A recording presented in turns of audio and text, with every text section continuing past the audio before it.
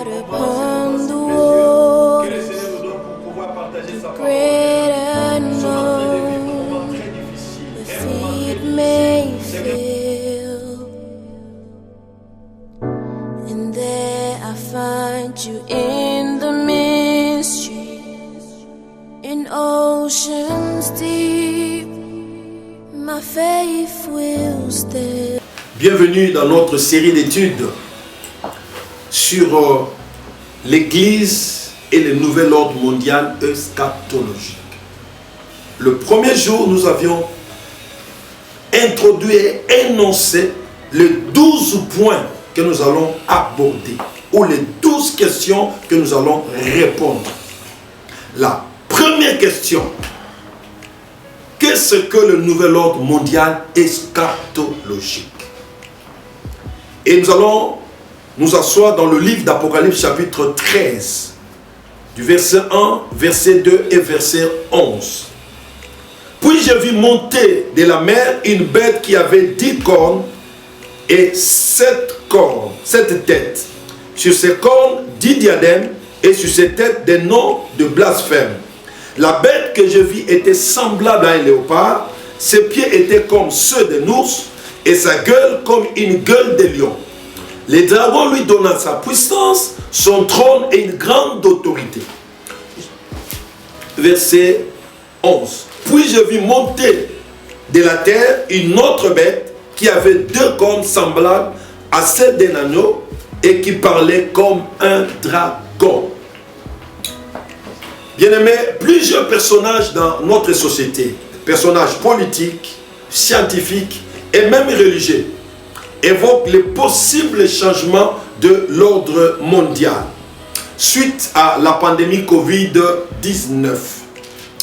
Dernièrement, j'ai suivi le président sénégalais qui évoquait ces changements de l'ordre mondial.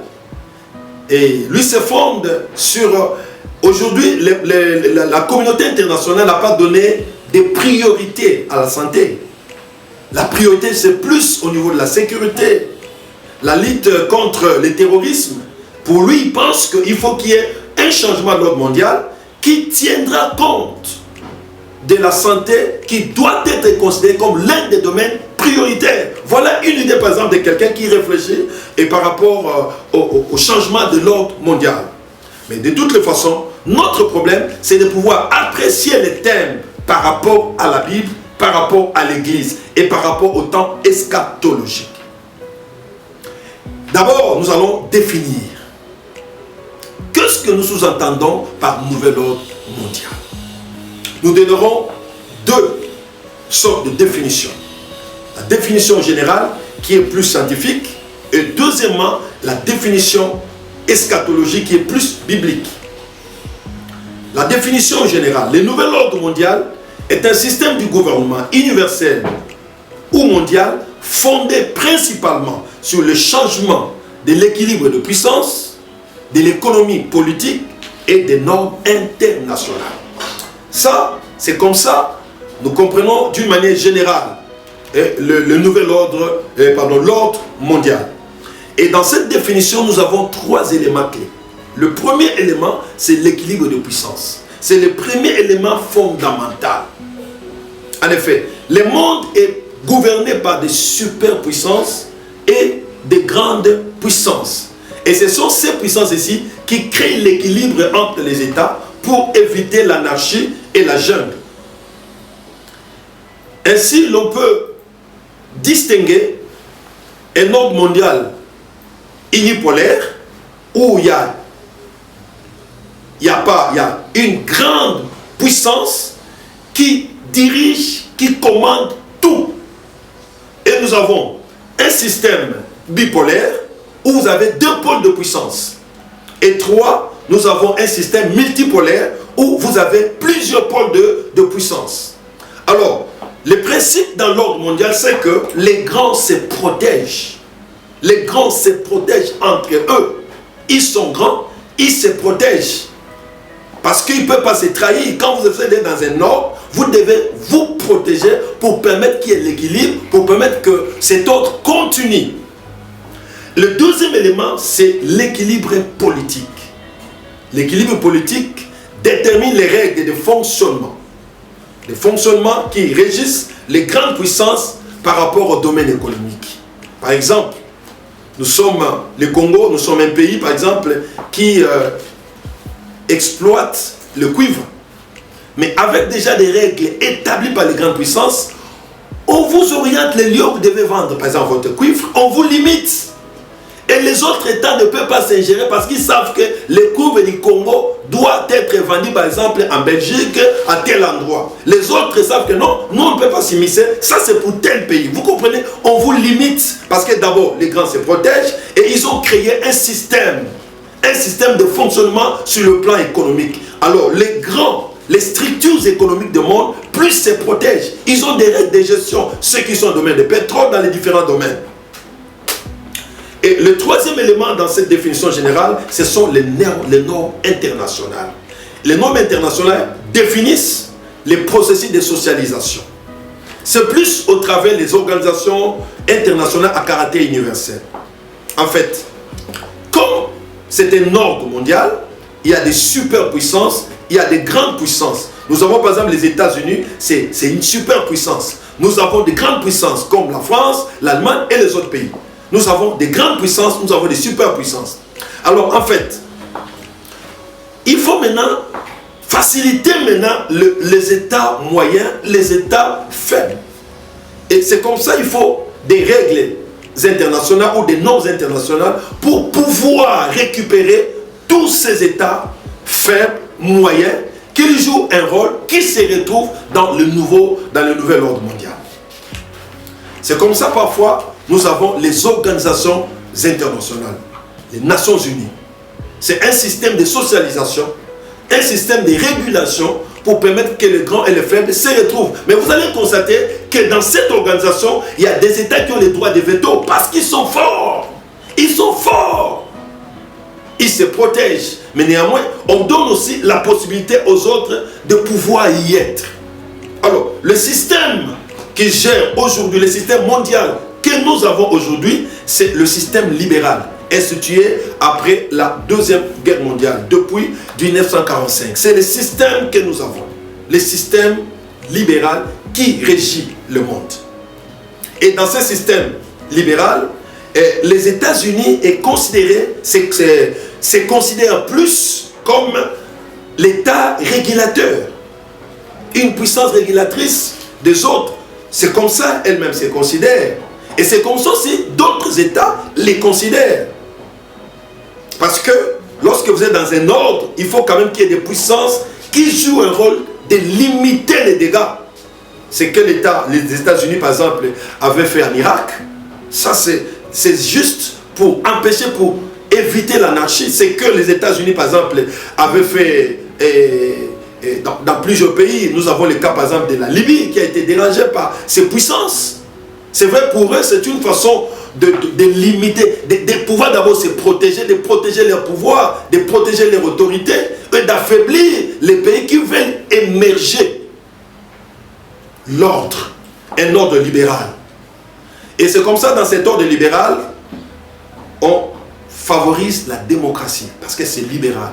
On veut que les États du monde soient des États démocratiques, afin que tous ces États jouent un rôle d'une manière ou d'une autre, en respectant bien sûr la hiérarchie des super, du grand, de moyenne et des autres États, des autres puissances.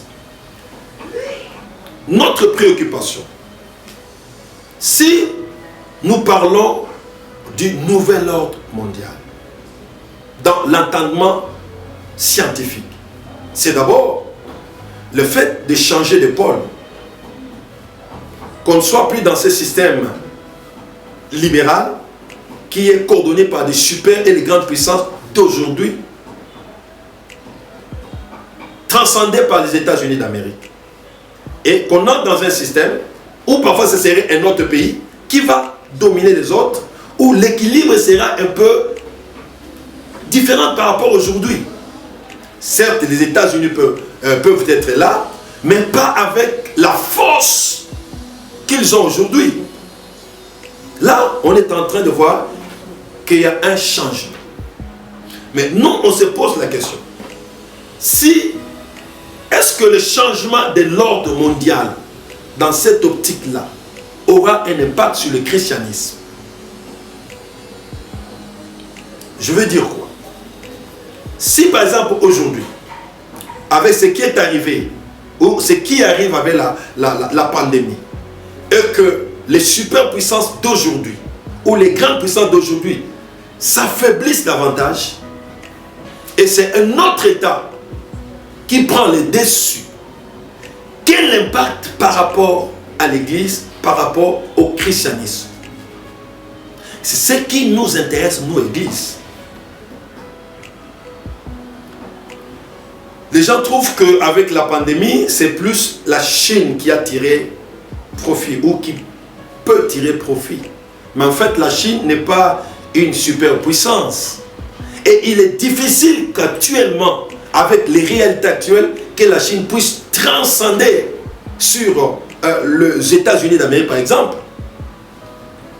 Si il y a cette lutte contre Huawei, contre la 5e génération de la téléphonie mobile, c'est juste par rapport à ça. Les États-Unis veulent maintenir la transcendance, la domination. Et notre préoccupation, c'est de savoir si ces changements, bien sûr possibles changements, peuvent avoir un impact sur le christianisme. Est-ce que les changements de cet ordre seraient-ils eschatologiques, oui ou non? La deuxième définition, c'est une définition biblique eschatologique. L'ordre mondial sur le plan biblique, l'ordre mondial bien sûr eschatologique sur le plan biblique, c'est un système de gouvernement qui s'installera pendant la grande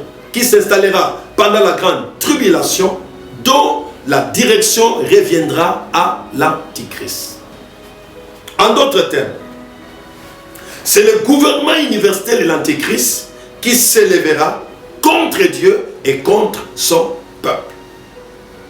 C'est ça la définition que nous pouvons retenir sur le gouvernement mondial, le nouvel ordre mondial eschatologique. Un système du gouvernement mondial dirigé par l'Antichrist. Et quelles sont les caractéristiques de ce système du gouvernement mondial eschatologique? Nous allons relever principalement 5 caractéristiques. La première, c'est un ordre unipolaire, pleinement dominé par l'Antichrist. Un ordre unipolaire. Il n'y aura pas 2 pôles, il n'y aura pas 3 pôles, il n'y aura pas plusieurs pôles. C'est un ordre unipolaire, dirigé par l'Antichrist. Si l'ordre que nous avons aujourd'hui est libéral, l'ordre là sera autoritaire. Parce que l'Antichrist n'aimera jamais la démocratie. C'est un ordre autoritaire pour avoir l'emprise sur tout le monde, pour dominer tout le monde et pour s'élever davantage contre Dieu et contre son peuple. Dans l'Apocalypse chapitre 13, que nous avions lu là, verset 1er, la Bible dit: puis je vis monter de la mer une bête. Je vis monter de la mer une bête. C'est un ordre qui va monter, qui va s'élever, qui va transcender et qui va dominer le peuple, les nations ainsi que tout système. C'est ça, ce royaume. Et tout système, tout État, toute personne qui s'élèvera contre ce système mondial sera écrasé ou peut être écrasé. Ça, c'est la position de l'Antichrist. Mais l'Antichrist verra Israël s'élever contre ce système. Parce que lorsque il va instaurer son ordre mondial, il va faire les alliances avec plusieurs États, notamment Israël. Et la Bible dit, la moitié de la semaine, il va briser cette alliance. Il s'agit de la 70e semaine de Daniel, que nous allons parler plus dans d'autres séances. serait la 70e, la dernière semaine de Daniel, la semaine de la grande tribulation. Au milieu de la semaine, c'est-à-dire après 3 ans et demi, il fera cesser le sacrifice, il fera cesser les offrandes. C'est-à-dire il brisera l'alliance avec Israël. Quelle est la conséquence? C'est devenir maintenant ennemi d'Israël, ennemi du peuple de Dieu. Voilà, ça c'est le premier élément. Et quand nous parlons d'Israël, dit il va briser l'alliance contre Israël. Israël, je prends cela à 2 niveaux. D'abord, Israël comme une nation et 2, Israël comme l'ensemble des croyants. Israël comme une nation, c'est vrai, c'est une nation politique. Et Israël aussi, c'est le peuple de Dieu de l'Ancien Testament, le peuple de Dieu de l'Ancienne Alliance. Israël nous enseigne, les peuples de Dieu nous enseignent, les croyants, ceux qui sont avec le Seigneur ou ceux qui vont croire les Christ, même pendant la grande tribulation, l'Église sera enlevée. Mais il y a des gens qui seront toujours chrétiens. Et lorsqu'il va s'élever contre Israël, quelle sera la conséquence? Il va s'élever contre tous ceux qui se reconnaissent de Dieu. Il cherchera à les écraser parce qu'ils ont une position autre. C'est comme ça, le nouvel ordre serait un ordre autoritaire, un ordre dévastateur, un ordre dictatorial, un ordre contre la démocratie. Ça, c'est le premier élément. Le deuxième élément ou la deuxième caractéristique, ce serait un ordre à la fois politique et religieux. Donc, sa force sera l'économie, l'armée, la technologie et la religion. Un ordre à la fois politique et religieux. Dans sa dimension politique, ce serait un ordre qui va s'asseoir sur la première bête, c'est-à-dire la bête qui monte de la mer. Alors que dans sa dimension religieuse, cet ordre va s'asseoir sur la deuxième bête, la bête qui monte de la terre. Voilà, mes amis, les 2 dimensions de l'ordre. En d'autres termes, lorsque le nouvel ordre mondial eschatologique sera installé, ce serait un ordre qui aura une dimension à la fois politique et religieuse. La politique et la religion vont s'associer pour soutenir la bête, vont s'associer pour soutenir l'antichrist. On parle de la bête qui monte de la mer. C'est quoi la mer par rapport aux Écritures? La mer nous enseigne 2 vérités. La première vérité, c'est du point de vue spirituel et aussi littéral du texte. La mer évoque l'abîme, un puits sans fond, la caverne des démons, la mer qui monte de la mer. Ça, c'est dans le sens original de ces concepts. La bête qui monte de la mer. Autrement dit, qui sort de la mer. Et quand on parle de la mer là, dans le sens original du concept, on voit l'abîme. Si vous lisez le livre de Luc, par exemple, chapitre 8, verset 31, lorsque le Seigneur chassait les démons, et il y a des démons qui ne voulaient pas que les Christ les envoie dans l'abîme. C'est-à-dire, il y a une abîme où il y a les esprits, où il y a les démons, où les démons sont logés. Et vous pouvez aussi lire ça dans Apocalypse chapitre 11, verset 7. Il y a une abîme où les démons sont logés. Aussi, Apocalypse 17, verset 8, il y a une abîme où les démons sont logés. Aussi, Apocalypse 20, verset 1er, l'abîme, la bête qui monte de la mer, qui monte de l'abîme, au fond de la mer, qui monte de l'abîme. Ça, c'est dans le sens littéral ou dans le sens de l'origine spirituelle de la bête. La bête qui va régner sortira de l'abîme occulte, sortira de l'abîme des démons. En fait, c'est quoi? Le dragon qui est Satan, il fera appel à un démon puissant pour opérer dans ce monde. Ce qu'il va faire, c'est comme nous, enfants de Dieu, le Seigneur nous invite, nous appelle pour exercer le ministère. De la même manière, le diable, le dragon, fera un appel à l'antichrist qui sera la bête qui sera dans l'abîme pour exercer un ministère dans ce monde, qui Quel est le ministère? Le ministère de l'Antichrist. Voilà le parallélisme avec le Christ. Christ est notre Seigneur. Lui, il sort du ciel, de la présence de Dieu. Alors que l'Antichrist, lui, sort de l'abîme. Lui sort de l'abîme. Il sort du fond de la mer.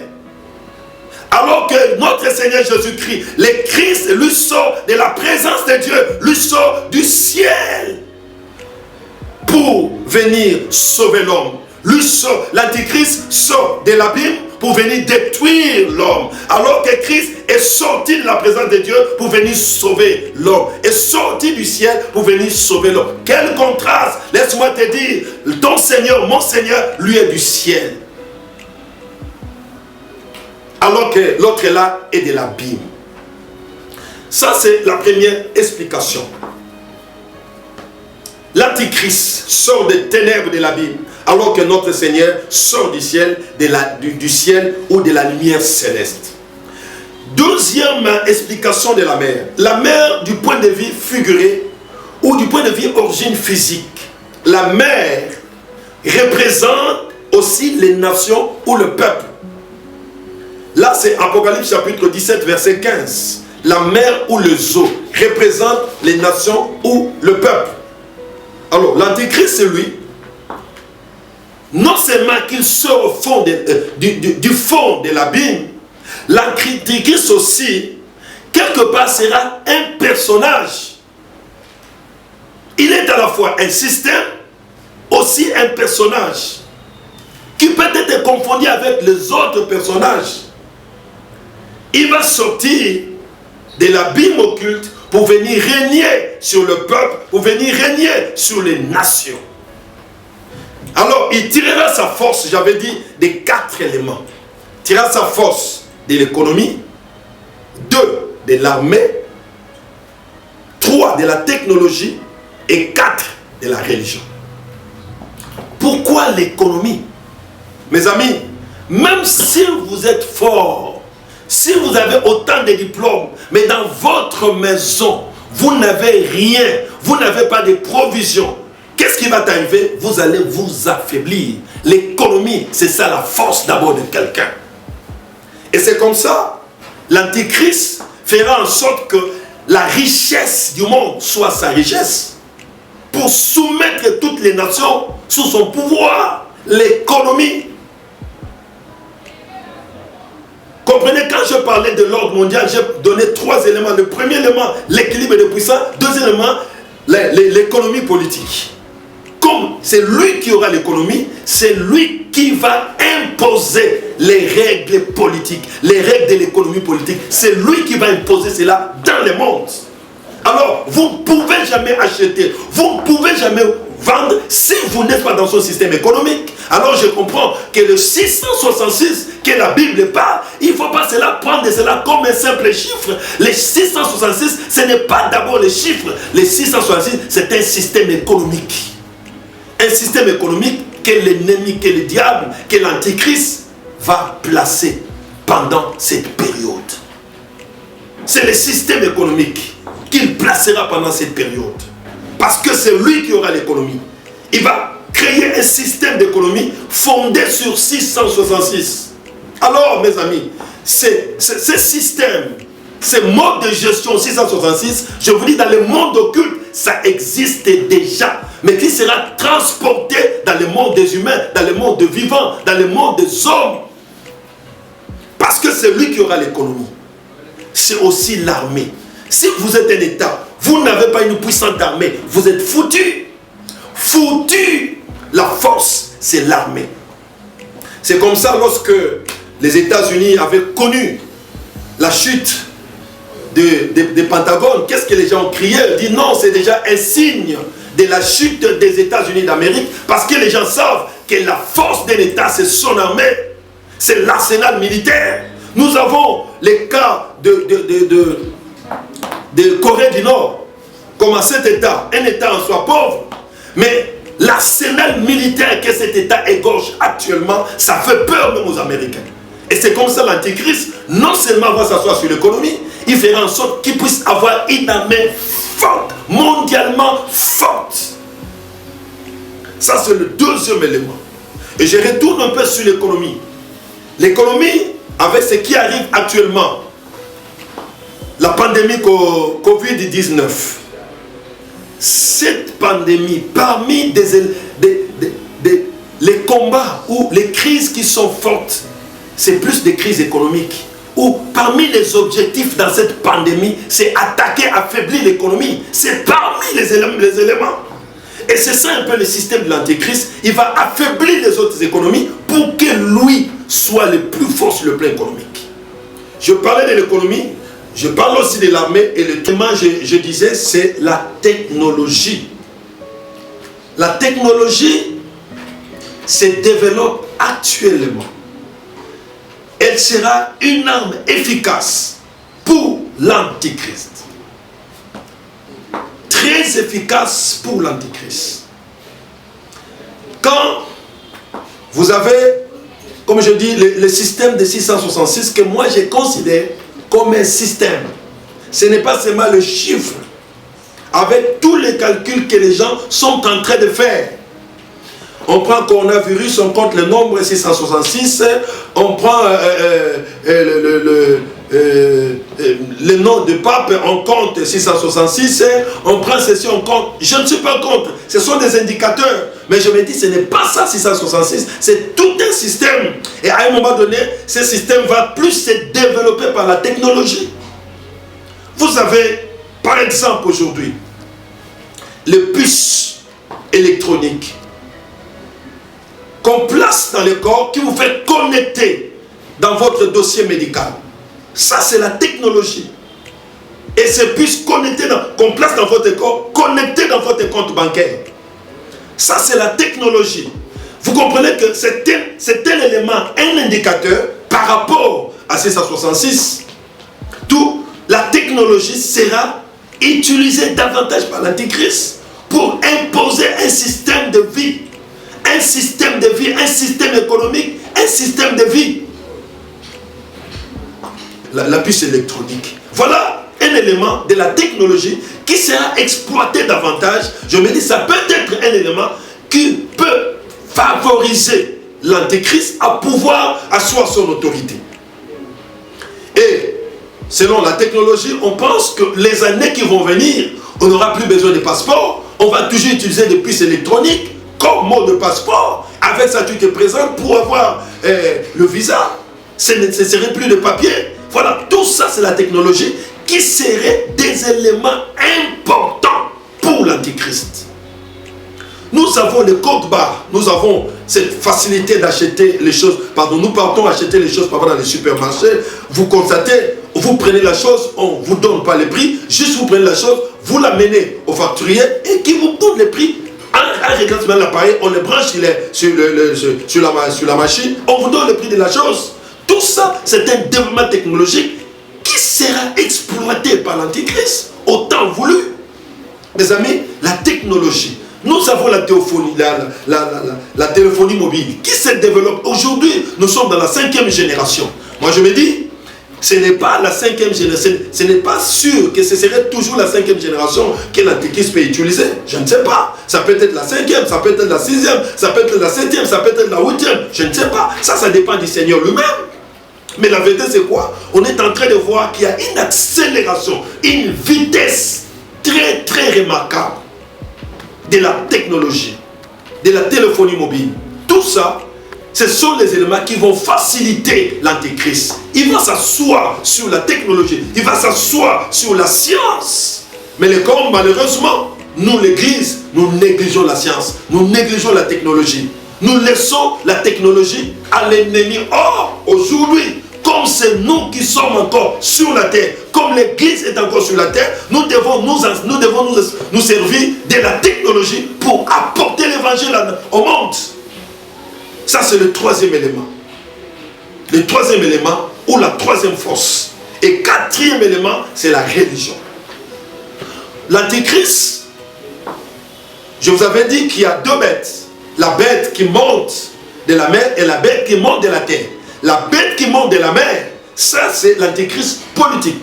Alors que la bête qui monte de la terre, c'est l'Antéchrist religieux, les faux prophètes. Vous comprenez que l'ennemi a disposé, le diable a disposé tout un système religieux. Un système religieux pour faire asseoir son ordre. Et comme l'antéchrist politique, l'antéchrist religieux, ce n'est pas seulement un individu, c'est aussi un système. En d'autres termes, il y aura un personnage qui va incarner le système religieux de l'antéchrist. Il y aura aussi un système lui-même, le système que l'antéchrist va placer. Voilà, tout ça, c'est l'ordre mondial. La religion, pourquoi? Pour amener le monde à adorer l'antéchrist. Amener le monde à adorer l'antéchrist et à renier Christ, à renier le vrai Dieu. C'est ça l'objectif. Parce qu'il sait que ce que Dieu veut, c'est la gloire. Ce que Dieu veut, c'est l'adoration. Ce que Dieu veut, c'est la louange. Alors, il faut récupérer cette louange pour la donner à l'antéchrist. Et c'est comme ça, il va organiser un système religieux d'un faux prophète pour pouvoir asseoir son pouvoir. Mes amis, voilà le système, le nouvel ordre mondial eschatologique. Avec tout ce que nous avons aujourd'hui, pouvons-nous dire qu'il y a déjà un ordre mondial eschatologique? Je réponds non. Mais je me dis qu'il y a des indicateurs qui nous amènent. Il y a des indicateurs qui nous amènent ou qui amènent le monde vers le système, le nouvel ordre mondial eschatologique. Il y a des indicateurs et nous allons en parler quand nous parlerons des signes. Mais aujourd'hui, il est important que nous puissions comprendre l'ordre mondial eschatologique. Nous avions donné 2 éléments et prochainement, nous allons compléter les 5 autres éléments. Que Dieu vous bénisse.